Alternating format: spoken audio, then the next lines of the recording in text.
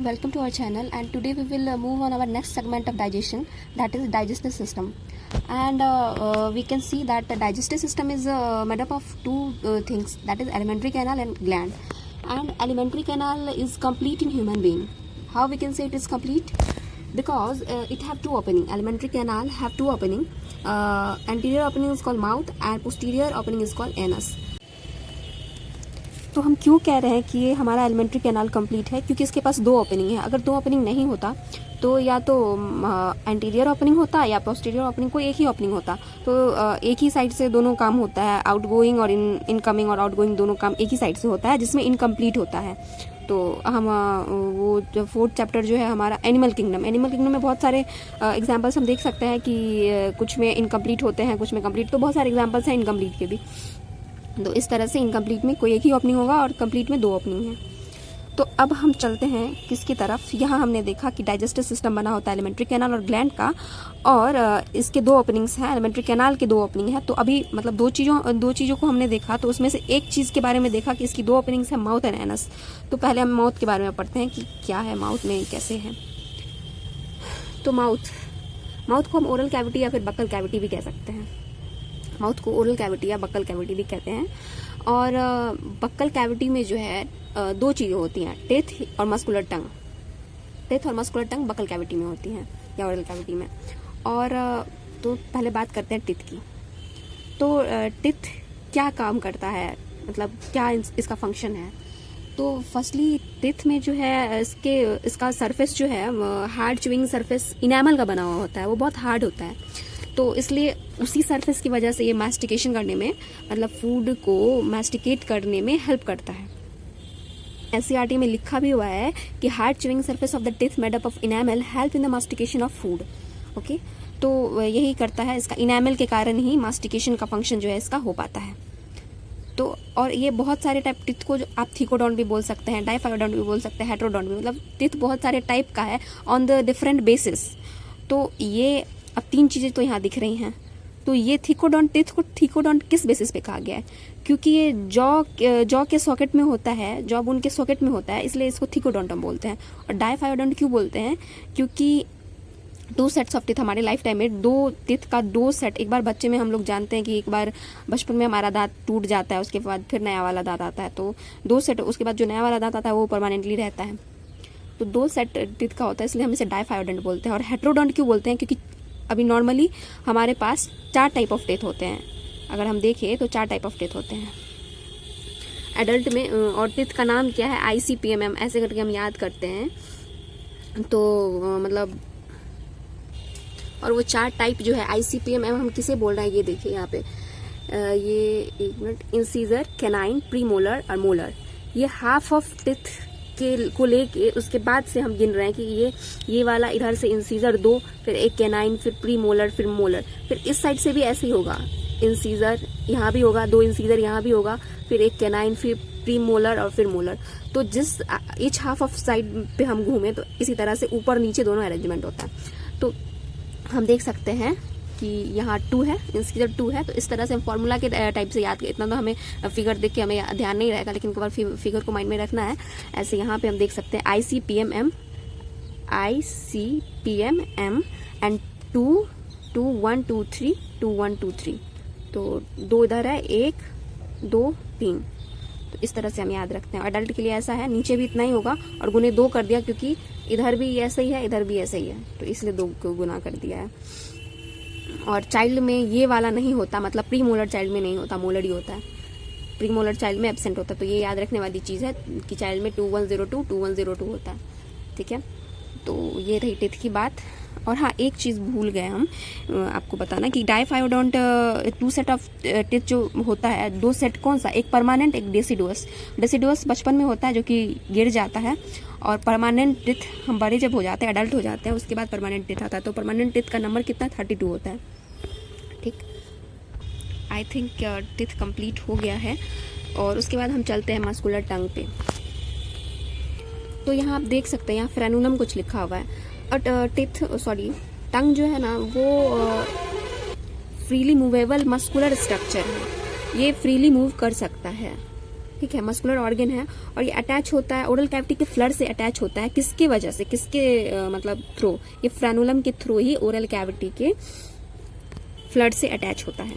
Oral cavity और टंग के बीच का जो एक मतलब उनको कनेक्ट जो करता है उसे फ्रेनुलम हम कहते हैं। और टंग पे ना कुछ पैपिलाई होते हैं, पैपिलाई कुछ स्ट्रक्चर मतलब प्रोजेक्शंस होते हैं टंग पे, तो उन्हें हम पैपिला बोलते हैं। और ये पैपिला कुछ पैपिला भी जनरली मतलब बहुत टाइप के, बहुत नहीं 4 टाइप के होते हैं, तो उनमें से कुछ जो है सो टेस्ट बड को रखते हैं। सारे में टेस्ट बड नहीं होता, कुछ में टेस्ट बड होता है, तो उसको भी हम देखेंगे टंग के बारे में भी, हालांकि एनसीईआरटी में नहीं, आउट ऑफ एनसीईआरटी है, बट देखेंगे। तो ये रहा हमारा टंग। जैसे कि हमको पता है मस्कुलो सेंसरी ऑर्गन है, ये सेंस भी तो करता है, टेस्ट वगैरह सेंस का ही काम है ना। तो मस्कुलो सेंसरी ऑर्गन है और ये हमारा प्यारा सा टंग है। होप ये अच्छा लग रहा होगा। तो इसका स्ट्रक्चर हम देख सकते हैं। 4 type of papilla are present on tongue, some of which contain taste bud, some only some contain taste bud not all. Okay, then this is tonsil, which is also called palatine, and this is lymph nodes. You can see this is the lymph node, and this and this are all papilla. तो different first papilla is fungiform, that is mushroom shaped, जो कि ये दिख रहा है आपको, ये फंगीफॉर्म है, मशरूम सेप्ट है। ओके, और ये छोटा छोटा जो है ये वाला ये फिलीफॉर्म है और सबसे ज़्यादा अबंडेंट होता है, ये बहुत ज़्यादा मात्रा में रहता है। किसी भी पेपिला से सबसे ज़्यादा अबंडेंट फॉर्म में फिलीफॉर्म पेपिला ही होता है, इस पे ही टेस्ट बर्ड नहीं होता है। बाकी और जो हम 2 बाद में भी पढ़ेंगे, और जो पढ़े इसमें टेस्ट बर्ड होता था, फंगीफॉर्म में टेस्ट बर्ड था, फिलीफॉर्म में टेस्ट बर्ड नहीं है। उसके बाद हम देखते हैं थर्ड फॉलिएट, ये वाला जो दिख रहा है ये फॉलिएट है। और फॉलिएट मतलब जानते होंगे लीफ लाइक होता है, कुछ समथिंग लाइक लीफ। सो लेटरली ये प्रेजेंट होता है, तो ये लीफ लाइक है। इस पे भी टेस्ट बर्ड होता है। सरकम्बलेट पेपिलाई, ये कप सेप्ट होता है और ये लार्जेस्ट होता है। सारे में सबसे बड़ा कौन सा है, सरकम्बलेट पेपिलाई, और ये कप सेप्ट होता है। तो इसमें भी टेस्ट बर्ड होगा। तो टेस्ट बर्ड नहीं है, सिर्फ एक ही में नहीं है, बस इसी को याद करना। फिलीफॉर्म में टेस्ट बर्ड नहीं होता है और सबसे ज़्यादा अबंडेंट फॉर्म में ये होता है। कौन कौन सा है, फंगीफॉर्म, फिलीफॉर्म एंड फॉलिएट, सरकम्बलेट। थोड़ा सा टाइम लगेगा याद करने में, बट याद हो जाएगा आई थिंक। तो फंगी फॉर्म, मशरूम का भी सेप्ट, मशरूम भी फंगी में ही आता है ना आई थिंक। हाँ, तो फंगी में आता है, तो आप इसे रिलेट करके पढ़ सकते हैं कि ये फंगी फॉर्म मशरूम सेप्ट है। फिलीफॉर्म अबंडेंट फॉर्म में होता है, तो ये तो जो है सो है। उसके बाद फॉलिएट लीफ लाइक होता है, लेटरल भी होता है, लीफ और लेटरल आप डिलीट कर सकते हैं। और कप सरकम्बलेट और कप सेप्ट, CNC हेयर F। फॉलिएट तो आप समझते हैं लीफ लाइक होता है और लेटरल भी होता है। फंगी फॉर्म मशरूम सेप्ट, इसको भी रिलेट कर ही सकते हैं। और फिलीफॉर्म अबंडेंट, यही मतलब थोड़ा सा अलग है, तो सबसे छोटा भी अबंडेंट भी है और टेस्ट बर्ड इसके पास नहीं होता है। तो दैट्स इट। एक बार इससे आप अगर स्क्रीनशॉट लेना चाहें तो ले सकते हैं। उसके बाद हम देखते हैं कि ये टेस्ट किस किस टाइप का टेस्ट हो सकता है इसका। तो ये सबसे आगे इस वाले पोर्शन में स्वीट टेस्ट आता है, इस वाले में सॉल्टी आता है, इस वाले में थोड़ा सा खट्टा लगता है, इस वाले में बीटर। तो रिलेट करके हम याद कर सकते हैं कि इस वाले में स्वीट, पहले स्वीट, फिर सॉल्टी, फिर सावर, फिर बीटर। ठीक है, तो हमने अपने माउथ का पोर्शन कंप्लीट कर लिया है। माउथ या ओरल कैविटी बोलें या बकल कैविटी बोलें। तो एलिमेंट्री कैनाल में हम घुसे हुए थे, तो वहाँ पे हमने एक पड़ाव पार कर लिया है, जो कि ओरल कैविटी या बकल कैविटी है। उसके बाद हम एलिमेंट्री कैनाल में कहाँ पे जाएंगे, फ्रेनिक्स में जाएंगे। फ्रेनिक्स क्या है, कॉमन पैसेज है फूड और एयर के लिए, फूड और एयर के लिए कॉमन पैसेज है। एयर क्यों, क्योंकि ट्रैकिया जो है वो भी फ्रेनिक्स से ही पास करता है, तो वो हम बाद में ब्रीदिंग वाले चैप्टर में जब जाएंगे तब पता चलेगा। फिलहाल हमें ये याद रखना है कि कॉमन पैसेज है, फूड और एयर दोनों के लिए कॉमन पैसेज है। फ्रेनिक्स के बाद हम आएंगे ओइसोफेगस में, जो कि पोस्टेरली एक्सटेंड होता है, और ये चीज़ पोस्टेरली एक्सटेंड होता है, ये चीज़ याद रखने वाली है। और ये नेक, थोरैक्स और डायफ्रैगम के होते हुए आगे स्टोमक में खुलता है। तो ये चीज़ हम देखेंगे कि ये passing through neck, thorax and diaphragm, और स्टोमक जो है उसके बाद ये passing through neck, thorax and diaphragm and open into stomach. तो स्टोमक में ओपन हुआ तो स्टोमक का शेप क्या है, जे शेप का स्टोमक होता है। और ये प्रेजेंट कहाँ होता है, तो upper left portion of abdominal cavity, left portion में होगा इस साइड पे। और ओइसोफेगस जो स्टोमक में खुलता है तो वो एक स्फिंक्टर वहाँ पे लगा हुआ होता है ताकि बैक फ्लो ना हो जाए, चीज़ें जो आ रही हैं उसका बैक फ्लो ना हो, तो वो वहाँ ओइसोफेगस और स्टोमक के बीच का जो स्फिंक्टर है उसे हम गैस्ट्रो ओइसोफेगल स्फिंक्टर बोलते हैं। तो यहाँ ये चीज़ें हैं। उसके बाद स्टोमक का भी 3 पार्ट होता है, कार्डियक, फंडिक एंड पाइलोरिक। ये 3 चीज़ें तो याद रखनी ही है, लेकिन अब याद कैसे रखें, कभी फंडिक ऊपर चला जाता है तो कभी पाइलोरिक इधर उधर। तो याद रखने का एक सिंपल सा ट्रिक ये है कि यहाँ पे कार्डियक CFNP में सबसे आगे कौन आएगा, C आएगा, उसके बाद F, उसके बाद P। अगर अल्फ़ाबेटिकली हम देखें तो वो ये अरेंज है, तो सबसे पहले कार्डियक, फिर फंडिक, फिर पाइलोरिक। तो स्टोमक का हम फिगर भी देखेंगे यहाँ पे देख रहे हैं हम, ये कार्डियक है। ओइसोफेगस के बाद जो खुला है हमारा स्टोमक, कार्डियक है, फिर फंडिक है, फिर पाइलोरिक है। तो हालांकि अपर मोस्ट पार्ट फंडिक ही है, लेकिन ओइसोफेगस जो खुलेगा ना वो कार्डियक में खुलेगा, ठीक है। तो यही, और यहाँ पे स्फिंक्टर मौजूद होगा जो कि हम कहते हैं ये गैस्ट्रो ओइसोफेगल स्फिंक्टर जिसको बोले, तो वो यहाँ पे ही मौजूद होगा, ठीक है। तो अब इसके बाद स्टोमक, ये पाइलोरिक रीजन जो है ये जाके स्मॉल इंटेस्टाइन में खुलेगा। स्मॉल इंटेस्टाइन भी 3 भाग में बटा हुआ होता है, ड्यूडेनम, जेजुनम, इलियम। जो चीज़ हमने यहाँ पे बताया कार्डियक, फंडिक और पाइलोरिक के टाइम में कि यहाँ मतलब CFNP अल्फाबेटिकली हम ध्यान रखेंगे, यहाँ भी अल्फाबेटिकली ध्यान रखेंगे तो हो जाएगा DJNI, पहले D आता, फिर J आता, फिर I आता है। और याद ये रखना है कि यहाँ पे ये जो pyloric part of stomach open into duodenum, तो यहाँ पे भी एक स्फिंक्टर लगा हुआ होगा ताकि यहाँ से बैक फ्लो ना हो। तो पाइलोरिक स्फिंक्टर यहाँ पे लगा हुआ होगा तो उसको पाइलोरिक स्फिंक्टर बोलेंगे। और यहाँ पे जो लगा हुआ था तो उसको हम क्या बोल रहे थे, गैस्ट्रो ओइसोफेगल स्फिंक्टर। तो यहाँ पाइलोरिक स्फिंक्टर के बाद आने वाला पार्ट ड्यूडेनम, क्योंकि अल्फाबेटिकली D सबसे पहले आता है, जेजुनम, इसके बाद जेजुनम आएगा, फिर इलियम आएगा, ठीक। तो जेजुनम और इलियम हाईली क्वाइल्ड होता है, जेजुनम सिंपली क्वाइल्ड होता है, और डेडुनम यू सेप्ट होता है, ये याद रखने वाली बात। स्टोमक J सेप्ट होता है, डेडुनम यू सेप्ट होता है, ये याद रखने वाली बात है, ठीक है।